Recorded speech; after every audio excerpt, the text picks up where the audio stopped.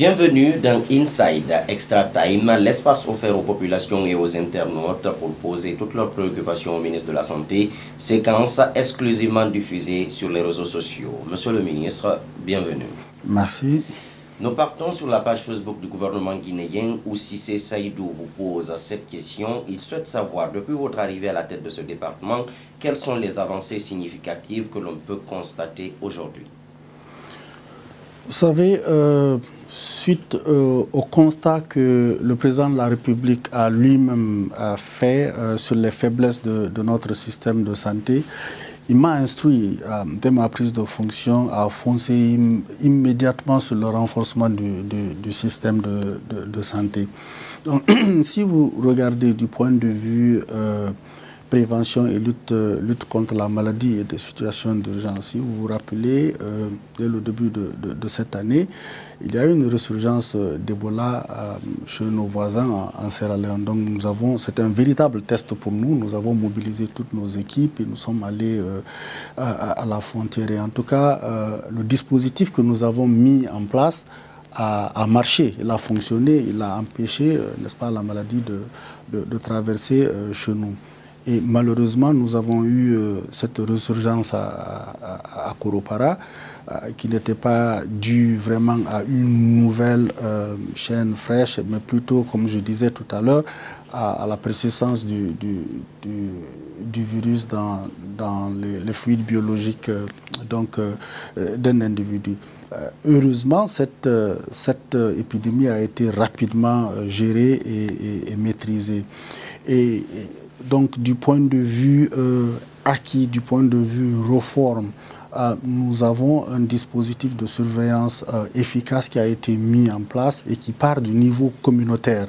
Donc, la surveillance à base communautaire avec plus de 17 000 agents formés et déployés. Tous les agents de santé au niveau périphérique ont également été formés. Nous avons mis en place des équipes régionales d'alerte et de réponse aux épidémies et renforcer également notre infrastructure pour si vous voulez, le diagnostic et la prise en charge de situations de ce genre. Et au niveau stratégique, nous avons doté le département d'instruments, des instruments qu'il faut pour mieux gérer une situation telle que celle que nous avons connue. Pour être plus spécifique, nous avons créé une nouvelle direction au niveau du ministère de la Santé qui s'appelle la Direction nationale de l'épidémiologie et de la lutte contre la maladie, qui va spécifiquement s'atteler, n'est-ce pas, à la prévention, à la lutte contre les maladies. Et nous avons également créé l'Agence nationale de sécurité sanitaire qui va gérer pour nous les situations d'urgence et va surtout mettre en place le règlement sanitaire international. Du point de vue promotion de la santé de la mère et de l'enfant, donc nous continuons à assurer la gratuité des accouchements, y compris les césariennes au niveau de nos formations sanitaires. Donc depuis le début de cette année, nous avons quand même lancé 4 campagnes de vaccination, donc 3 contre la poliomyélite et une campagne contre la rougeole.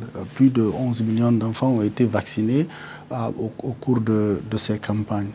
En termes d'amélioration de la qualité des soins offerts, je commencerai par l'infrastructure. Je commence d'emblée par le sommet. Donc, l'hôpital d'Onka, comme vous savez, il y a un projet de rénovation, extension de l'hôpital d'Onka. Et chaque semaine, pratiquement, je suis sur le chantier. Il est pratiquement avancé à 25-30%. Et une fois fini, vraiment, notre pays disposera d'un véritable bijou qui sera doté d'un plateau technique de prise en charge de qualité avec tous les moyens diagnostiques biologiques et en termes d'imagerie. Donc, vous savez que l'une de nos priorités aussi, c'est de réduire les évacuations sanitaires vers l'extérieur. Donc, vraiment, cet hôpital, une fois fini en fin 2017, s'il plaît à Dieu, encore une fois, sera un véritable bijou, en tout cas permettra d'améliorer la qualité des services que nous offrons à nos populations et aussi offrira un bon cadre d'apprentissage pour nos étudiants en médecine. Il faut rappeler que nous aurons plus de 650 lits dans cet hôpital une fois fini. Donc, juste en dessous, aussi, nous avons lancé, dès le début de l'année, la construction de 4 centres de santé améliorés. Un à Conakry, à Matuto, donc un à Mafereya, un autre à Banankoro et le dernier à Gweke, à Zérekore. Donc les 3 de l'intérieur sont presque finis, sont au niveau peinture. Celui de Conakry est à 85% achevé et pour la plupart des bâtiments, nous sommes au niveau peinture. Pour certains, les installations électriques sont déjà en place. Et ce qu'il est important de mentionner, c'est que les équipements pour ces centres de santé sont également disponibles. Vous savez pourquoi c'est important de mentionner ça? C'est parce que, en particulier pour celui de Matoto, si vous regardez du kilomètre 36 à l'hôpital d'Onka, il n'y a aucune structure d'hospitalisation qui existe. Donc vraiment avoir ce centre de santé amélioré qui, au fait, est un centre intégré, un centre de traitement épidémiologique et un centre de santé amélioré, donc les deux intégrés en un seul site, vraiment permettrait également de corriger cette insuffisance. À côté de ça, il y a 41 centres de santé à travers donc, le territoire national qui ont été rénovés et mis en jour. Nous sommes actuellement en train de travailler sur l'amélioration de l'équipement, sans compter les 30 centres de traitement épidémiologique que nous avons construits et mis en place dans nos différentes préfectures. Donc, et je pense que pour moi, la cerise sur le gâteau, comme on dit, dès ma prise de fonction également, le président de la République m'a interpellé tout de suite sur un dossier qui lui était particulièrement cher. Il avait promis de doter nos différentes régions naturelles de structures sanitaires de référence, en tout cas une structure sanitaire de référence pour chacune des régions. Donc avec son engagement, vraiment son implication personnelle, nous avons donc obtenu le financement de 2 structures sanitaires de référence pour 2 régions naturelles. Et nous avons décidé de commencer par les régions naturelles les plus éloignées de Conakry, donc Zérekore et Kankan. La convention a été signée et le contrat a été même signé avec le bureau d'études qui doit bientôt commencer les travaux. Donc du point de vue infrastructure, vraiment beaucoup a été fait depuis janvier. Donc du point de vue renforcement du système de santé, vous avez vu le recrutement de 2950, bientôt 3000 agents de santé, vraiment qui vient combler un énorme déficit. Et il faut aussi mentionner la pharmacie centrale de Guinée qui est un dispositif très important dans l'offre de services de soins à nos populations. Donc nous continuons à renforcer. Depuis le début de l'année, il y a 12 véhicules, 12 camions qui ont été donc mis en circulation pour améliorer, n'est-ce pas, la distribution des produits au niveau de nos formations sanitaires. Et toujours dans le cadre de la gouvernance, n'est-ce pas, de l'amélioration de la gestion de nos services, nous nous étions engagés à moderniser nos services de santé. Donc, ce que nous avons fait, c'est que jusque-là, le SNIS, le Système national d'information sanitaire, était manuel. Donc, ce que nous avons fait, c'est que nous l'avons informatisé.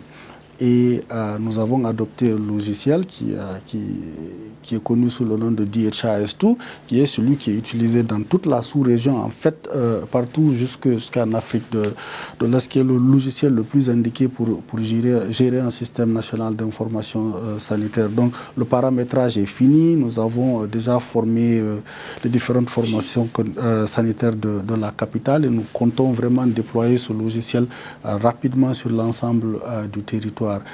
Également, pour que les différents gestionnaires de programmes puissent correctement faire leur travail au niveau central, il faut qu'ils disposent des outils qu'il faut.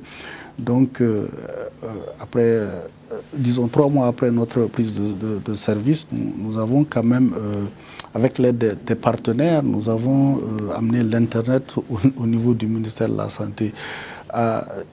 Ça paraît minime, mais croyez-moi que c'est fondamental, puisque il faut que les différents gestionnaires de programmes puissent communiquer avec les différents partenaires les techniques et financiers qui appuient le ministère. Et nous avons également fait une analyse rapide de la situation. Nous avons vu donc au niveau de la structure du ministère de la Santé où il y avait quelques ajustements à faire. Tantôt, je parlais de la création de la Direction nationale de l'épidémiologie et de la lutte contre la maladie. Et chez nous, ici, jusque-là, nous n'avions pas de direction nationale de services de laboratoire ou de direction nationale de la biologie médicale. Donc, j'ai créé une nouvelle direction qui se focaliserait sur les services de laboratoire parce qu'avec ce que nous avons subi ici, on s'est rendu compte que vraiment c'est fondamental de renforcer nos capacités en service de laboratoire. Donc voilà en quelques mots quelques réformes qui ont vraiment été mises en œuvre. Et voilà. Monsieur le ministre, nous partons à présent dans les rues de Conakry où notre équipe a tendu son micro à cette jeune demoiselle qui vous pose cette question. Qu'est-ce que vous envisagez de faire contre la vente illicite des produits, des médicaments en Guinée et la prolifération des cliniques privées? Je vous remercie. Oui, la vente illicite de médicaments et même la distribution de faux médicaments constitue un véritable problème vraiment grave et nous sommes conscients de l'ampleur de ce problème qui, au fait, ne concerne pas que la Guinée. Vraiment, c'est un problème qu'on retrouve partout dans la sous-région, en Afrique et même au-delà. Vraiment, la lutte contre la vente illicite de médicaments, pour nous ici, fait appel à 2 dispositifs. Il y a ce que nous appelons un dispositif national et il y a le dispositif international. Au niveau national, nous voyons ce problème sous 2 angles. Il y a donc l'offre et la demande. Donc cette offre, vraiment, c'est la répression chez nous et la demande, c'est de chercher à comprendre. Nous savons d'ailleurs pourquoi les populations aussi vont vers des points de vente qui ne sont pas agréés, qui ne sont pas légaux. Et si je commence par ce point, nous, ce que nous sommes en train de faire, c'est justement d'améliorer la disponibilité des produits à travers donc le circuit de distribution de l'État, renforcer la pharmacie centrale, comme j'ai dit, améliorer la chaîne de distribution, mais aussi assurer la subvention de nos différentes formations sanitaires pour qu'elles puissent elles-mêmes se doter de produits de qualité. Du point de vue répression, il y a un certain nombre d'initiatives qu'il faut mentionner. D'abord, depuis le début de l'année, avec l'appui du syndicat des pharmaciens du privé et du secrétariat général des services spéciaux du colonel Tchegboro, nous avons procédé à plusieurs descentes sur le terrain où plusieurs dizaines de structures ont été formées. Et nous avons même saisi un lot important de faux médicaments. Si vous vous rappelez, il y a quelques mois, nous avons procédé à l'incinération de 96 tonnes de faux médicaments à Anta. Et à côté de ça, il y a une initiative donc nationale qui s'est mise en place avec l'appui et la collaboration d'Interpol, ou une initiative que nous appelons le CRIFAC. C'est la lutte contre la criminalité pharmaceutique. Donc c'est une initiative multisectorielle sous le leadership du ministère de la Santé et qui inclut la douane, la gendarmerie, les services spéciaux du colonel Tchegboro, le ministère de la Justice, bref, vraiment multisectoriel, comme je disais, pour vraiment sérieusement lutter contre contre ce problème. Au niveau international, la Guinée n'est pas en reste de ce qui se passe. Le chef de l'État a signé, a répondu vraiment à ce que nous appelons l'appel de Cotonou et la Guinée est le 5e pays au monde à ratifier, vraiment signé la convention Médicrime qui criminalise justement la vente illicite de médicaments et de faux médicaments et qui par la même occasion aussi protège les droits des consommateurs, des victimes, n'est-ce pas, de ces faux médicaments. Monsieur le ministre, nous partons cette fois-ci à Dixine, où notre équipe a également tendu son micro à ce taux de citoyen. Moi, c'est Bangoura Mohamed, résident au quartier Dixine Centre 1. Est-ce que les nouveaux recrues de la fonction publique au niveau de la santé prendront fonction d'ici fin 2016? Oui, je dirais à M. Bangoura que nous attendons juste de la part du ministère de la fonction publique un arrêté d'engagement des nouveaux admis et de mise à disposition. Donc dès qu'ils mettront les nouveaux admis à notre disposition, nous procéderons immédiatement à leur affectation à l'intérieur. Et comme j'ai dit, je l'ai répété, ils sont tous censés aller à l'intérieur du pays. Monsieur le ministre, nous partons sur la page Facebook du gouvernement guinéen où Sa Majesté Isi Alba vous pose cette question. À quand un statut réglementant la filière ingénierie biomédicale de l'IST de Mamou au sein du ministère de la Santé? Ça, c'est une question très intéressante. Sa Majesté sera ravie de savoir qu'en fait, pendant les différentes visites que j'ai faites sur le terrain, aussi bien à Conakry qu'à l'intérieur du pays, j'ai constaté qu'il y avait souvent de petites pannes par-ci, par-là, d'équipements biomédicaux qui sont vraiment dus au manque de maintenance, d'entretien, n'est-ce pas, de ces équipements. Donc, si Sa Majesté a bien écouté, en fait, le concours qui vient d'avoir lieu, c'est exactement, les admis, c'est 2950. Et nous avons volontairement laissé 50 places pour justement combler ce déficit. Vous savez qu'il y a l'IST dont il parle. Nous envisageons de recruter 45 à 50 lauréats, n'est-ce pas, de cet institut pour combler ce déficit. Nous nous sommes rendus compte que c'est fondamental, c'est crucial, surtout avec tout ce que nous sommes en train de faire dans l'amélioration de l'infrastructure et l'équipement de nos formations sanitaires. Il est capital vraiment d'assurer un bon entretien, une bonne maintenance, un bon suivi, n'est-ce pas, de ces différents équipements. Donc voilà pourquoi nous avons laissé ces places à côté. Monsieur le ministre, notre équipe a également tendu son micro à cet autre citoyen qui vous pose cette question. De nos jours, les Guinéens sont confrontés à une maladie cardiovasculaire. Quelle stratégie le ministère de la Santé a mis en place pour pouvoir éradiquer cette maladie en Guinée? Monsieur le ministre, si je comprends bien, Kamano Michel souhaite savoir quelles sont selon vous les causes de la recrudescence des morts de nos concitoyens suite à des AVC. Avez-vous des conseils particuliers à livrer? Vous savez, je serais un tout petit peu prudent ici sur la perception de recrudescence. Vous savez, ça ne veut pas dire qu'il n'y avait pas d'AVC avant. Mais les AVC sont diagnostiqués aujourd'hui parce que nous avons des moyens diagnostiques un peu plus sophistiqués. Donc le fait de les diagnostiquer maintenant pourrait faire croire qu'il y a plus d'AVC maintenant qu'avant.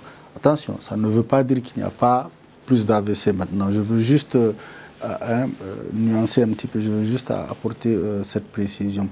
Mais dans tous les cas, les AVC, qu'ils soient ischémiques ou hémorragiques, les facteurs de risque incriminés sont les mêmes. C'est le stress, c'est la mauvaise alimentation, c'est l'obésité, c'est l'hypertension artérielle, c'est le diabète, c'est le tabagisme. Bon, voilà. Donc, la prévention vraiment des AVC passe par une meilleure hygiène de vie. Donc, réduire le stress autant que possible si on peut. Ce n'est pas toujours facile, mais si on peut. Donc, avoir une alimentation beaucoup plus saine, lutter contre la sédentarité, donc un exercice physique, c'est recommandé, vraiment connu. Mais je pense qu'à côté de ça, savoir s'il y a une recrudescence vraiment ou pas, et s'il y a des causes vraiment particulières, pour être scientifiquement correct, je recommanderais, il va falloir une étude vraiment correcte pour savoir si au-delà de ce qui est connu, il y a d'autres facteurs voilà, auxquels il faut faire attention. Merci à vous, Monsieur le ministre, d'avoir répondu à toutes ces questions. Je vous en prie. C'est la fin de cette rubrique. Vous pouvez retrouver l'intégralité sur la page Facebook du gouvernement ou sur la web TV. Je vous donne rendez-vous la semaine prochaine pour un autre numéro.